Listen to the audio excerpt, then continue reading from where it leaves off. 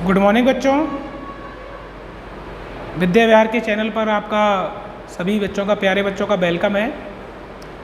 ये हमारा स्कूल आप सभी से नई नई टेक्नोलॉजी के द्वारा आपके पास एजुकेशन पहुंचाने का काम शुरू से करता रहा है और ये भी एक अपने आप में उपलब्धि है।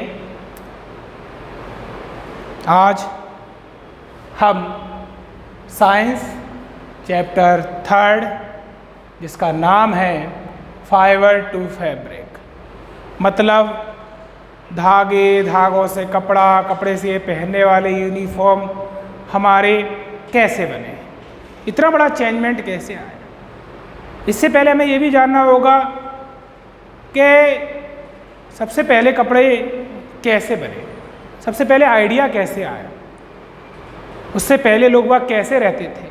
तो ना हिस्ट्री में हमने पढ़ा है इन्वेंशन ऑफ क्लॉथ कि उससे पहले जो आदि मानव था वो कपड़े पहनना नहीं जानता था क्योंकि आविष्कार ही नहीं हुआ था कपड़ों का। अब तो वो जानते ही नहीं ना, अब तो आप पता नहीं क्या क्या वैरायटीज़ जानते हैं कि ये सिल्क का है, ये कॉटन का है, ये ड्राई जल्दी हो जाता है, ये वाला फैब्रिक है, बहुत सारे कपड़े मार्केट में अवेलेबल है। बट द इन्वेंशन स्टार्टिंग जो है वो कहाँ से हुई और ये कैसे हुई और आज कहाँ तक ये कैसे कैसे बने हुए हैं। कुछ नेचुरल होते हैं, कुछ आर्टिफिशियली बनाए गए हैं आज तो, जो लैब में तैयार होते हैं पेट्रोलियम प्रोडक्ट से। तो इसी प्रकार इस चैप्टर को हम आगे थोड़ा जल्दी से रीड करेंगे। तो they were very excited to decide the price of money of buy cloth from their parents. कई दो बच्चे आपस में बात कर रहे हैं, पहेलियन वो जो पूरी बुक में आपको ये मिलेंगे। तो ऐसा कुछ था, the shopkeeper explain the some cloth fabric are bur cotton. वो कपड़े लेने गए तो वहाँ जो दुकानदार था वो बता रहा है कि ये कपड़े कॉटन के हैं, ये अलग फैब्रिक के, ये अलग फैब्रिक के। जब उनने पहली बार ये वर्ड सुने तो उनको भी समझ में नहीं आया। फिर आके उनने घर पे आके डिस्कस किया, अपने पेरेंट्स से डिस्कस किया, तो उन्होंने बताया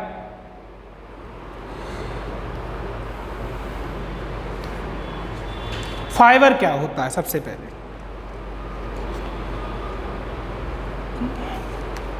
take out a yarn for a piece of cotton fabric. जो कॉटन का बड होता है, कॉटन का जो प्लांट होता है उसमें जो रुई लगती है, कॉटन लगती है, उसको काफ़ी सारी प्रोसेस से होकर निकालने के बाद एक पतला सा जो रेशा बनता है वो यार्न या फाइबर यार्न कहलाता है। उनसे मिलकर जो बनता है वो फैब्रिक बनता है।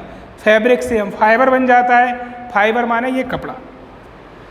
जब ये बन गया टोटली तो इसको फाइबर कहते हैं।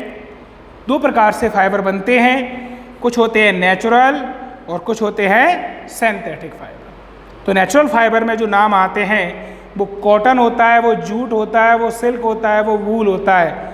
ये सभी नेचुरल फाइबर है क्योंकि ये प्रकृति के द्वारा दिए गए हैं। इनके अलावा काफ़ी सारे जो सिंथेटिक फाइबर आज बने हुए हैं उनके नाम मैं बता देता हूँ आपको। पॉलिएस्टर, नायलॉन, आर्लेक, ये सारे सिंथेटिक फाइबर हैं जिनको लैब में तैयार किया जाता है।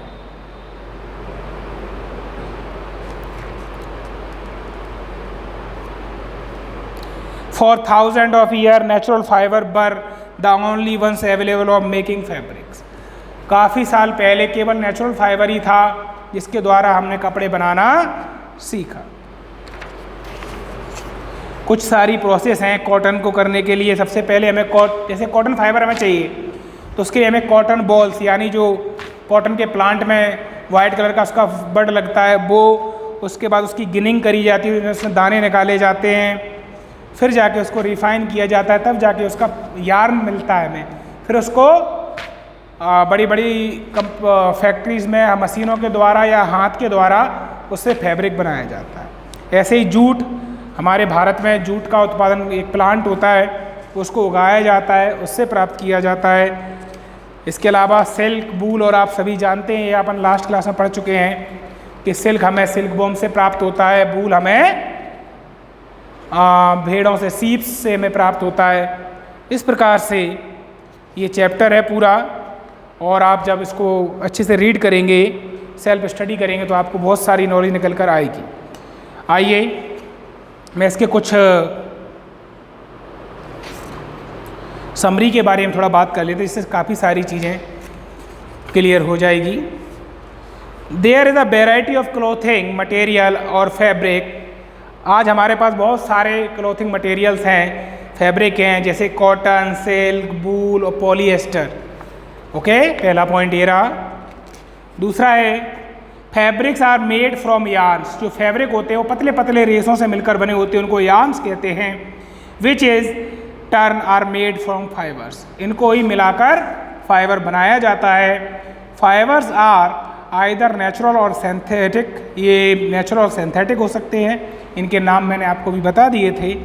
Fibre like cotton and jute are obtained from plant. Fibre जो कॉटन और जूट होता है वो हमें प्लांट से प्राप्त होता है। The process of making yarn, yarn बनाने की जो प्रोसेस होती है उसे स्पाइनिंग कहते हैं, स्पिनिंग भी बोल सकते हैं। And fabrics from yarns made by weaving and knitting. दो प्रोसेस और हैं जब पूरी तरह से फैब्रिक तैयार करने का, वो है वीविंग यानी बुनना और नीटिंग यानी कातना। ये दो प्रोसेस हैं जिसके बाद पूरी तरह से कपड़ा तैयार हो जाता है। इस प्रकार से इसकी समरी हमने पढ़ ली है चैप्टर की, और अब हम इसकी एक्सरसाइज पर आते हैं। इसकी एक्सरसाइज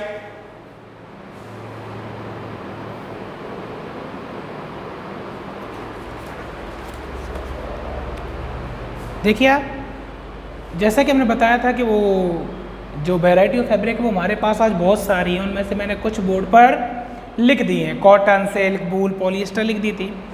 उसी प्रकार से नेचुरल और मैंने सिंथेटिक फाइबर्स की कैटेगराइज डिवाइड की हुई हैं। ये हम दोनों चीज़ों को पढ़ चुके हैं कि कौन से नेचुरल फाइबर होते हैं, कौन से सिंथेटिक फाइबर होते हैं। अब हम सीधे इसकी एक्सरसाइज की बात करते हैं। तो पहला क्वेश्चन जो है इसका क्रिएट होता है, classify the following fibres are as natural and synthetic. इनमें से कौन कौन से जो फाइबर हैं वो नेचुरल हैं और कौन से सिंथेटिक है। तो ये मैंने लिख दिए हैं यहाँ पर। तो मैं नेचुरल में जो इस बुक में दिए हुए उसके नाम बता देता हूँ आपको। वूल, कॉटन, सिल्क और जूट। ठीक है, वूल, कॉटन, सिल्क और जूट। इसी के साथ हम इसमें वूल और बढ़ा सकते हैं, वूल बढ़ा सकते हैं। इसमें वूल नहीं लिखा है हमने, तो ये हम इसको वूल बढ़ा सकते हैं। और synthetic nylon, rayon and polyester हमने नीचे लिखा हुआ है। तो इस प्रकार से ये फर्स्ट का आपका आंसर इसमें भी हो गया। सेकंड क्वेश्चन है, state whether the following statement are true और फॉल्स। यानी ट्रू फॉल्स है। Yarn is made from fibres. Yarn जो है वो हमें किसी फाइबर से प्राप्त होता है। हाँ, कॉटन फाइबर से हम पहले यार्न बनाते हैं एंड फिर हम फैब्रिक बनाते हैं। यार्न पहले मिलेगा, फिर उससे हम फाइबर पहले मिलेगा, फिर यार्न बनाएंगे और फिर फैब्रिक में कन्वर्ट करेंगे। तो ये स्टेटमेंट बिल्कुल सही है। Spinning is a process of making fibres.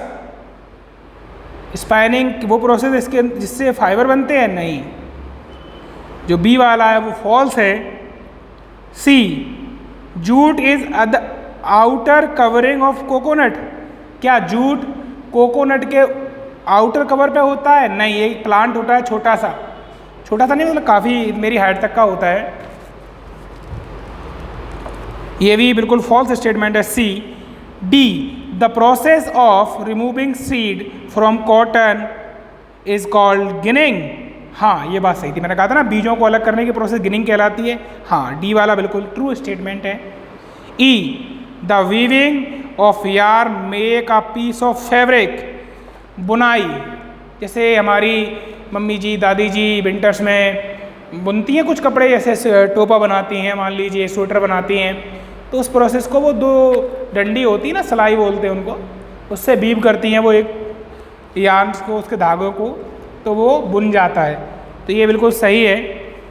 ई वाला भी ट्रू है। And F, the silk fibre is obtained from the stem of plant. क्या सिल्क फाइबर किसी प्लांट के स्टेम से प्राप्त होता है? नहीं, उसे तो सिल्कवॉर्म बनाते हैं। सिल्कवॉर्म को पहले पाया जाता है, फिर ककून बनता है, वो ककून के बाद उनको धोया जाता है, वॉश किया जाता है अल्कोहल वाले वाटर में या गर्म पानी में। उसके बाद उसमें से वो कीड़े मर जाते हैं सारे, उसमें से उसका फाइबर अलग कर लिया जाता है। अगला है G, polyester is a natural fibre. Polyester क्या नेचुरल फाइबर में लिखा है हमने? नहीं, तो ये वाला भी फॉल्स है। Now we attempt question number 3, fill in the blanks. तो फिल इन द ब्लैंक्स हैं, इसमें 2 दिए हैं। Plant fibre are obtained from dash and dash. Plant fibre कहाँ से प्राप्त होते हैं? कौन कौन से हैं? तो कॉटन एंड जूट है। कौन कौन से हैं? Cotton and jute. इसमें प्लांट एंड एनिमल भी आ सकता है, लेकिन आप कॉटन और जूट लिखिए। प्लांट का ही पूछा है इसलिए तो कॉटन और जूट है। एंड बी है एनिमल्स फाइबर आर। कौन कौन से हैं? एनिमल फाइबर हैं सिल्क एंड वूल, जो हमें एनिमल से प्राप्त होते हैं तो वो एनिमल फाइबर कहलाने लगे, और जो हमें प्लांट से प्राप्त होते हैं वो प्लांट फाइबर कहलाए। Question number 4, from which part of plant cotton and jute are obtained. जो कॉटन और जूट है प्लांट के किस पार्ट से हमको प्राप्त होता है?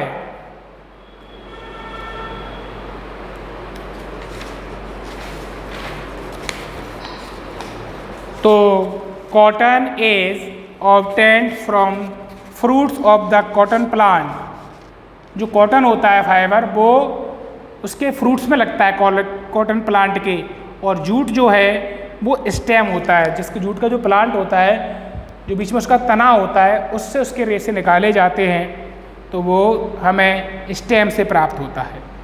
Question number 5, name 2 items that are made from coconut fibre. Coconut fibre से बनने वाले 2 आइटम के नाम बताइए। वो जो कोकोनट के ऊपर बाल होते हैं ना काफ़ी सारे, उससे एक तो होता है गनी बैग्स और रोप्स यानी रस्सियाँ। आपने देखा होगा, सुना होगा, आपके घर पे जो चारपाई कॉट होगी तो बोलते हो ये भैया नारियल की रस्सी से बनी हुई है ना, मजबूत होती है नारियल की रस्सी। तो वो नारियल का फाइबर होता है, उससे बनी होती है रोप्स, मैट्स, चटाई, डोर स्टेप वाले जो होते हैं मैट्स, वो ये सब इससे बन सकता है। Question number 6, explain the process of making yarn from fibre. चलिए फाइबर से यार्न बनाने की प्रोसेस को समझाइए। अच्छा क्वेश्चन है, आप लोग ध्यान से सुनेंगे। Yarn can be made from fibre by the process of spinning या स्पाइनिंग। यार्न जो है वो फाइबर से बनाने के लिए हम एक प्रोसेस का यूज करते हैं, उसको हम स्पाइनिंग कहते हैं।